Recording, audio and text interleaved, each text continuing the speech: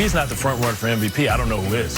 Giannis right there. LeBron's saying something. On to Sunday Night Football. Patriots struggled mightily and trailed by as many as 19 in the fourth quarter to the Texans.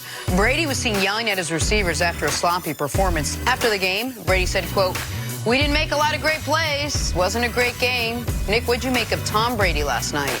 Listen, you got to feel for him. I mean, what's he supposed to do? All the team's done is spend a first-round pick on a running back, first-round pick on a wide receiver, traded second-round pick for a wide receiver, still have Julian Edelman. He had over 3 seconds to pass before each pass last night. I mean, I don't know what you expect a 42-year-old man So to you're do, good? except for maybe be a little more accurate. The receivers are not helping him, but Brady is not helping the receivers right now either. And if you can't acknowledge that, you're not watching them play. I mean, dressing your wide receivers down when you know you're on camera, really, I wouldn't suggest that. You know, you should be building these young guys up instead of trying to dress them in front of the national audience. Brady has to take some accountabilities for some of the things that he's doing wrong. He's skipping a lot of passes, and, you know, he gets hit early, and then you talk about me in the cowardly lion, he kind of folds up like a bad tent. Oh, wow. And, by the way, one pick was taken off the board yesterday because of a holding call. On to Patrick Mahomes now and the Kansas City Chiefs. Mahomes looked good against the Raiders. He looked healthy, and he proved it, scoring 2 touchdowns, 1 in the air, 1 on the ground. Also got plenty of help from the defense, who forced 3 turnovers. Andy Reid now 18-3 following a bye week in his career. Nick, are people sleeping on Kansas City? Yeah, and I'll be quick here. Yes, they are, but they won't be 6 days from now after they beat New England. The Chiefs had a terrible 2-minute stretch at the very end of the Titans game where a half dozen things went wrong, which cost them that win. That made a lot of people just cross them out. Since then, most importantly, their defense against the Chargers, now against the Raiders, has looked better than it's looked all year. Patrick Mahomes wasn't even very good yesterday, and they were up 38-3 with a minute left in this football game, Bart. I mean, that's what you want to see. You want to see them be able to win ugly games, because in the playoffs, you're going to go against teams that can punch back, and you want to see them be able to gut out some tough wins. You know, yesterday was an example of that, but you hope that next week, even though they beat New England, I believe, you wanted them to have to face some type of adversity. You don't want them to have to figure things out when they get in the postseason. All right, moving on to Carson Wentz and the Eagles in Miami to face the Dolphins. Second quarter, 4th down. Dolphins line up in a funky formation on 1. It's called the swinging gate, Jenna. Field goal attempt. Kicker Jason Sanders catches a touchdown on the true play. What is it called? The swinging gate. Swinging gate. You can find it in Football for Dummies 101. Miami takes the 14-13 lead, 4th quarter. Dolphins up 6. The Eagles went for that Hail Mary. It was anyone's ball. Dolphins say, it was ours. Wentz picked off. Eagles fall to 5-7 on the season, despite 3 touchdowns from Carson Wentz. Here's head coach Doug Peterson after the game. As crazy as this is, I mean, I would say it's a long shot, but we're not out of it. We do have 4, of our division opponents coming up, and the guys got to understand that, and it's my job to make sure they do understand that we're still fighting and coming to work this week and ready to go and try to figure this thing out. In my position, I've got to make sure that the team understands that we got to guard against that, and we're still a good football team. And again, listen, it's about what we do.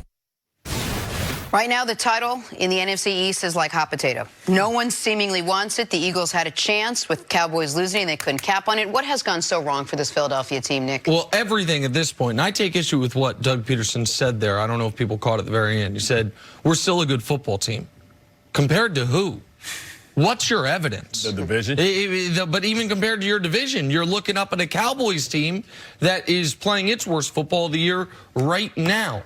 In your conference, the complete list of teams with worse records than the Philadelphia Eagles: Washington, the Giants, the Lions, the Falcons, and the Arizona Cardinals. That's it.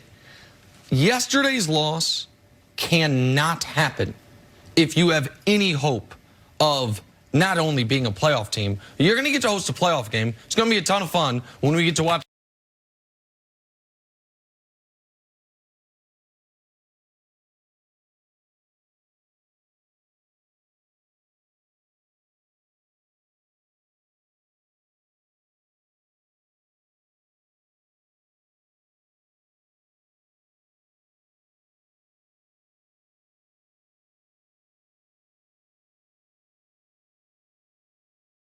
Has 4 fumbles. No, your defense just folded up shop in a game you saw on Thanksgiving.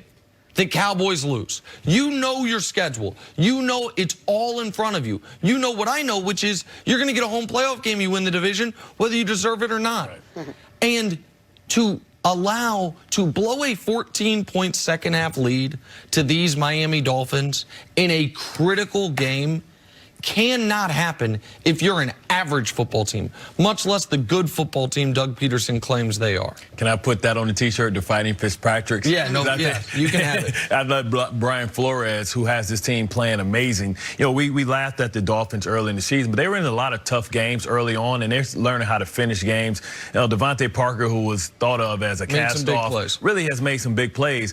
But I think this is more about Philadelphia and their lack of a killer instinct. I feel like ever since they got that title, you know, we've heard reports that, you know, that they've been, didn't Orlando Scandrick say that? You know, they're still celebrating and living off of that Super Bowl because in that city, it's the first one. They don't seem like a hungry team. They don't seem like a team that's got a lot of grit to it anymore. It used to be like that, playing the underdog role, but now when they're the favorite, they don't come with that same fight, that same energy, and it's really starting to show. How can you, two teams that would disappoint you yesterday, Cleveland and Philadelphia, understanding what you have ahead of you, you can't lose to the Miami Dolphins. Both up double digits in their games. Right, because that tells me that you take the foot off the gas and you get conservative and you can't find a way to finish games against a team that you could have stepped on their throats. I mean, I don't understand. 8-8 probably will win this division. And the only good thing, the silver lining, and why Doug is saying, hey, I got to get the troops and let them know where we're at, that was the AFC opponent. Now they have all the opponents in their division, and they face the Dallas Cowboys. If they're able to win out against the Giants, against Washington twice, I mean the Giants twice, Washington and Dallas, then that gives them a better NFC. Of course, but no, they can still win the division part. But the problem is when we talked about Philadelphia and that they were in such an advantageous position, even though they were trailing the Cowboys, it was because in addition to the Giants and Washington, they had the Dolphins. Yeah. Like if you can allow 23 unanswered to Miami, you are not a lock against anyone. You're not a lock against Danny Fumbles. You're not a lock against Dwayne Haskins. You're certainly not a lock against the Cowboys, that Jekyll and Hyde team. Like, this Eagles team has no excuse for yesterday. Yeah. You want to say the reason that their season's gone awry was they lost their speed at the wide receiver position. How many points they score? Scored 31 points yesterday. That's got to be more than enough to win, to beat the Miami Dolphins. Well, look, the problems that they're inflicting them now are the same things earlier on in the season. The roster, leadership in that locker room, and then the shaky play of Carson Wentz, who, by the way, yesterday actually played well enough to win the game. Exactly. If you are up 28-14 on the Miami Dolphins in Week 13 with a chance to tie for the division, gotta win, and you don't finish it, then everyone has to wear that from the head coach on down. All right, let's move on to the biggest game on the schedule yesterday. 49ers and Ravens picked this up in the second quarter. Lamar Jackson and his ability to run picks up his second touchdown of the day. He had 101 rushing yards in this game.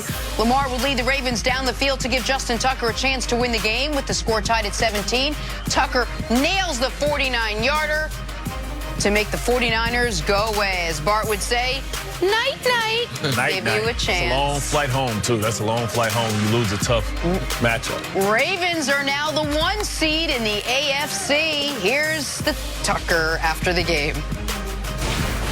I feel like in the spirit of my teammates who have been up here to talk to you guys the last few weeks, I should say something like real inspiring, like big trust. And I'll open it up for questions. That's great. Yep.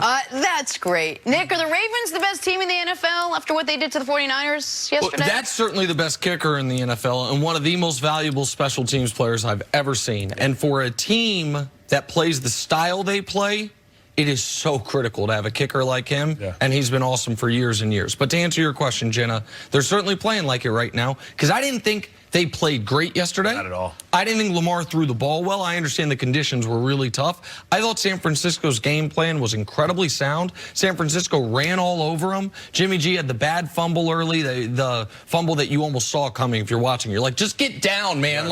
You see people coming, but he didn't throw the ball to Baltimore. And San Francisco made a few key fourth downs. They missed the fourth down late in the game. That was the last time they touched the football. But here's right now why Baltimore has the argument that they're the best team in the NFL. They have an extra down that the rest of the league is not utilizing. They are in. It is. I'm not a good golfer. Analytics. Right. I'm not a good golfer. But if you're just an average golfer and you're going up against a good golfer and they give you a shot a hole, you're going to win. If everyone else has 3 plays to get 10 yards and these guys got 4, which is how they are running their team, they are at such a strategic advantage. And then you add to it, everyone else feels good about field goals, getting 3 points once they get inside the 30. And Baltimore feels great about it once they get to the 35. They basically start every game up 6. Like, we're going to get an extra field goal that you're not going to get. We're going to get an extra possession that you're not going to get because we're going to go for it on these 4th downs. And that right now, in addition to how difficult Lamar is to defend, because even in the game where he didn't play that well, he still had 100 passing, 100 rushing. All of those things, to me, make them the toughest team to plan for week in, week out. I mean, they're tough to plan for, but some of these teams that they're going to play in the playoffs are going to see them for the second time. And they see the recipe to try and defeat them is to run the ball, keep them on the sideline, and try and get up. Because even though this offense is averaging, I believe, 1st in scoring and #1 over 200 yards rushing, it still isn't a one-shot, big, fast hitting. You saw some quick strike off. You saw some of those drives, scoring drives with 7 minutes, 8 minutes. So if you get them behind against a team like Kansas City, then you have to come out of your game plan. And I still don't know if Lamar's proven that. For me, I think the best team playing right now has to be the New Orleans Saints because they're the most complete team.